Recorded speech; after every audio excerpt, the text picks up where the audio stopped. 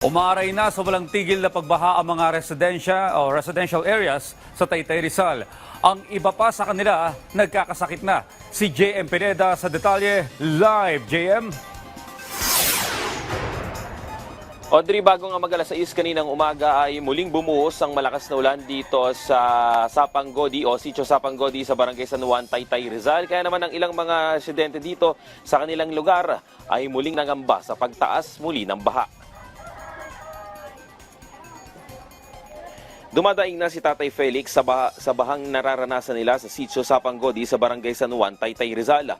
Bukod kasi sa nagkakasakit na ang mga residente dito, hirap din sila sa paghahanap buhay.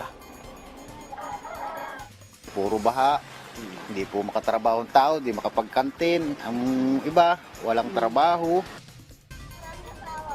Si Nanay Salina naman, hindi na umano makapagbukas ng kanyang kantin sa loob ng Sitio Sapanggodi.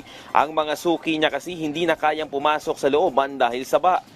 Dagdag pa nga dyan yung problema nila sa kanilang kalusugan. Gaya ko, wala na. Umpisa pa nung Monday, wala na kaming kita. Lubog na lubog talaga kami. Bahay namin, lumutang na talaga yung mga giba, ang kusina. Laging may lagnat.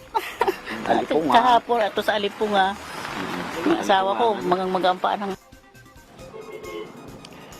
Abot pa rin hanggang binti ang taas ng baha sa Sitio Sapanggodi dito sa Barangay San Juan, Taytay Rizal.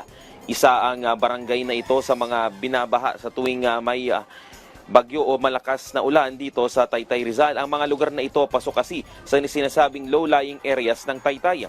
Ibig sabihin sila mga catch basin o tagasalo ng mga tubig na bumabagsak mula sa matataas na lugar. Dahil dyan, umaapaw ang creek sa gilid ng Sitio Sapanggodi na sinasabayan pa umano yan ng walang humpay na ulan at pagbara ng mga basura.